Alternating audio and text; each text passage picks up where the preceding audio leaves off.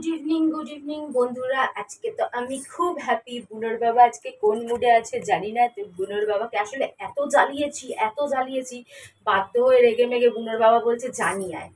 কিন্তু আমি একটা জিনিস ভাবছি, মানে আসলে আমি বুনোর বাবাকে কি বলছিলাম, আমি হাত পা ছড়িয়ে কান্না জুড়ে দিয়েছিলাম। এখন না আমি আর কান্নার ভিডিও করি না, কেন কিছু অমানুষ আছে তারা বলবে খাচ্ছে দাচ্ছে ঘুরছে ফিরছে নাচ করছে গান করছে শর্ট ভিডিও বানাচ্ছে আবার দেখো কাঁদছে পয়সার জন্য।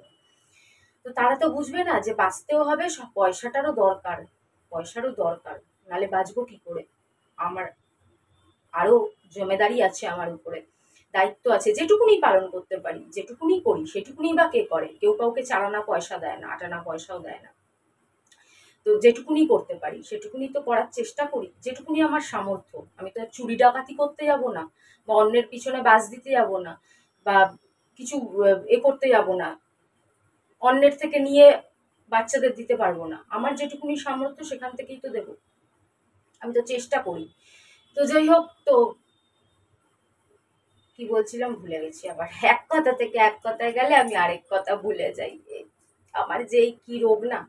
হ্যাঁ, তো আমি হাত পা ছড়িয়ে কাঁদছিলাম শুধু বুনোর বাবার সামনে। এরকম আমি রোজই কাঁদি, কাঁদা আমার একদিনও কিন্তু বন্ধ হয়নি। আমার চোখের জল বুনোর জন্য কন্টিনিউয়াসলি পড়ে।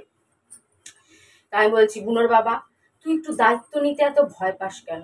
এই পৃথিবীতে সবার কাছে বাচ্চা আছে, এমনকি রাস্তায় যে ভিক্ষুকরা, দেখো কিছু মনে করো না, আমি বোঝানোর জন্য বলছি। তাদের অন্য কিছু দিয়ে বোঝাবো, আর আর তো কোনো নাম আমি পাচ্ছি না, তাই ভিক্ষুকই বলছি। তো রাস্তায় যে ভিক্ষুকরা তারাও দেখেছি আমি বাচ্চা জন্ম দেয়, দেখবে তাদের কাছেও বাচ্চা থাকে। রাস্তায় প্লাস্টিক টাঙিয়ে যারা থাকে তাদের কাছেও বাচ্চা থাকে।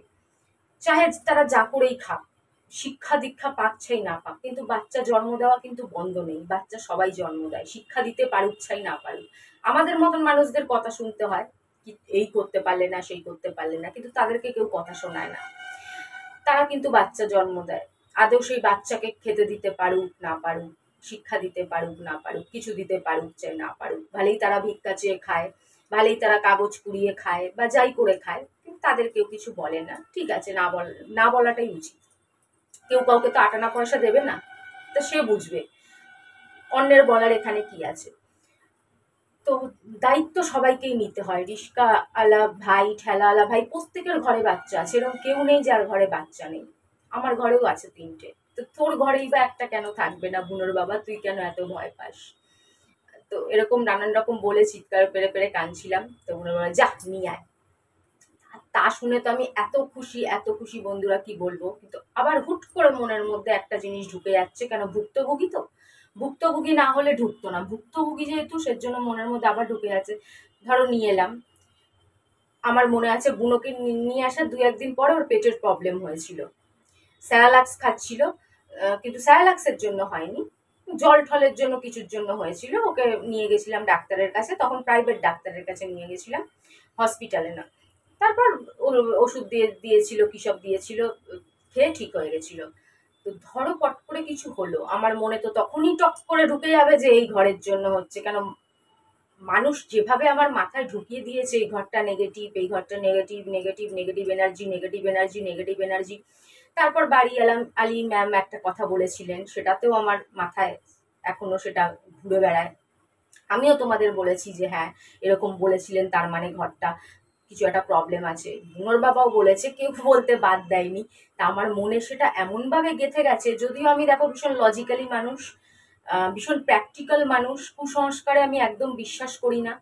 কিন্তু কি বলতো, ওই যে বলে না, মানুষ যেখানে সন্তানের কথা আসে, সন্তান একটা দুর্বল জায়গা, তো সেখানে না তখন মানুষ কমজোর হয়ে যায়। আমি কিন্তু এই পোড়াছোড়া এই ঘরে এসেই হয়েছে, কিন্তু এইসব নিয়ে কিন্তু আমি একবারও ভাবি না, বিশ্বাস করো। আমি হয়তো তোমাদের বোঝানোর জন্য বলি, বা বলি যে আমি কি পরিস্থিতিতে আছি, আমার শরীরে কি প্রবলেম আছে, সেই সবের জন্য হয়তো বলি কখনো কখনো, কিন্তু বিশ্বাস করো ওই নিয়ে আমার কোনো আফসোস নেই, আমার কোনো কষ্ট নেই।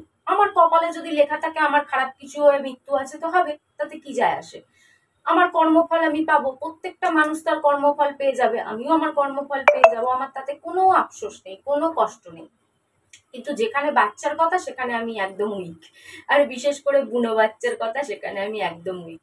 যদি ওকে এই বাড়িতে নিয়ে আসি, আবার যদি কোনো একটা কিছু হয়, তখনই আমার মনে হবে এই নেগেটিভ ঘরের জন্যই হলো। যেই জিনিসটা আমি অ্যাকচুয়ালি মন থেকে বিশ্বাস করতে চাই না যে এরকম নেগেটিভ ঘর বলে কোনো জিনিস হয়, সেটা আরো জোর করে আমি আমার মানে একদম মনে গেঁথে যাবে, আমি আরো কুসংস্কারী হয়ে উঠবো, যেটা আমি হতে চাই না। তা আমি না বুঝে পাচ্ছি না আমার কি করা উচিত। আর এদিকে বুনোর বাবা কিছুতেই দালালি দেবে না। 5,000 টাকা কমসে কম লাগবে, কিন্তু দেবে না। আসলে আমাদের মতন গরিব মানুষের জন্য 5,000 টাকাটাও ম্যাটার করে। আর দালালি না দিলে কিছুতেই ঘর পাচ্ছে না, চট করে পাবেও না। আর যদি দালালি দেয়, চুটকিতে ডেলি 50টা ঘর আমি বার করে দেবো, বুনোর বাবাকেও যেতে হবে না, আমি নিজে খুঁজে দিয়ে দেবো। কিন্তু দালালি না দিলে কি করে হবে বলো? তাহলে তো হবে না। তো কি করব ভাবছি। ভাবছি বুনোর কথা ভেবে আমি টাকা পাই 5,000 টাকা। পাই তো জীবনে অনেক কিছু অ্যাকচুয়ালি, অন্য কিছুর কথা গুলি মারো। ভাবছি কোনোভাবে জোগাড় করবো, যাই হোক আরেকটু অপেক্ষা করব, দেখি কোনোভাবে কিছু করা যায় নাকি, ম্যানেজ করা যায় নাকি। আরেকটু এতদিন কষ্ট করি, দেখো দেখতে দেখতে 15-16 দিন হয়ে গেল, দেখতে দেখতে 2 মাস হয়ে যাবে, পুজোটা অব্দি অপেক্ষা করব, তারপরে আনবো। ঘরটা চেঞ্জ করে নেবো, এরকম নানান রকম ভাবছি। কেন ছোট বাচ্চাটাকে নিয়ে ঘর চেঞ্জ করাও একটা হ্যাপা ব্যাপার। এই নোংরা পুরো, ঘর চেঞ্জ করলে যেভাবে নোংরা ঘাটা এই ঘরে ঘাটা পড়বে, ওই ঘরে ঘাটা পড়বে, ধুলো ময়লা নাকে মুখে ঢুকবে। আমরা তো আর 2-3টে রুমের ঘর নেবো না, বুনোর বাবা বলেছে এবার যদি নেই একটা রুমেরই ঘর নেবো, অত টাকা ভাড়া দিতে পারবে না। তো ঠিক আছে, একটা রুমেরই ঘর, তো একটা ঘরের মধ্যে ওই বাচ্চাটার ধুলো ময়লা নানান রকম জিনিস ভাবছি ভাবছি আর ভাবছি ভাবছি ভাবছি কি বলো, সেটাই ঠিক হবে না? ঘর আর এতদিন কষ্ট করেছি, আর কিছুদিন কষ্ট করি ভালোর জন্য, ওর বাচ্চাটার ভালোর কথা ভেবে। একজন কমেন্ট করেছিল, আর রেসপন্সিবিলিটি নিও না, কষ্ট পাবে। ভাই, জীবনের আরেক নাম দায়িত্ব। দায়িত্ব না নিয়ে আবার মানুষ বাঁচতে পারে নাকি? তাহলে সবচেয়ে ভালো সব দুনিয়া থেকে উঠে যাক, বিয়ে শাদী প্রেম ভালোবাসা, শুধু জন্মাও, নিজে একা বেঁচে যাও, আর একা টপকে যাও। তাহলে আর জীবনে কোনো রেসপন্সিবিলিটি নিতে হবে না। কিন্তু এরম ভাবে তো হয় না, এরম ভাবে তো বাঁচা যায় না। তাহলে তো মানুষ এত কিছু করতোই না, ছাতার মাথা এত ঝামেলাতে ফাঁসতোই না, একা জন্মাতো আর একা চলে যেত। সেটা কি হয় কখনো? যতই কষ্ট হোক যাই হোক, দায়িত্ব তো নিতেই হয়। দায়িত্ব ছাড়া বাঁচা যায় না, এরকম একা একা বাঁচা যায় না। তাহলে তো হয়েই গেছিল, তাহলে বুনোর বাবাও একা বাঁচতো, আমিও একা বাঁচতাম, এত ঝামেলার কি দরকার ছিল? তা হয় না কখনো। তাহলে কেউ আর বাচ্চাই জন্ম দিত না। কি পায়? বেশিরভাগ মানুষ তো কষ্ট পায় জন্ম দিয়ে, সুখ কজন পায়? বাচ্চার থেকে কিছু পাওয়া, আদর যত্ন পাওয়া, বাচ্চার পয়সায় বসে বসে, বুড়ো বয়সে বসে বসে খাওয়া, কজন পায়? অর্ধেক লোকই পায় না, 50% বাদ দিয়ে দাও। তারপরেও তো মানুষ জন্ম দেয়, কেন দেয়? কিসের আশায় দেয়? ওটা একটা কাজ, ওটা একটা দায়িত্ব, ওটাও একটা মানে কি বলবো, যাই হোক বাদ দাও। তা ওরকম বললে চলে না। জীবন আছে, মৃত্যু আছে, কষ্ট আছে। কষ্ট আছে, কষ্ট ভাগ করার জন্য তোমরা আছো। আছো তো, অসুবিধা কি আছে? আর কে বলতে পারে কে আগে যাবে? আমিও কারো আগে চলে যেতে পারি, তাহলে কি অত ভেবে লাভ আছে বলো?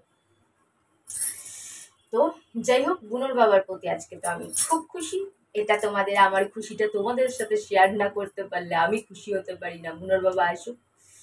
আর গেছে বাজারে, শিবম টাকা চাইছে, প্যান কার্ড করতে হবে। আমি বলছি দাঁড়া, বুনোর বাবা আসুক, টাকা পাঠাচ্ছি।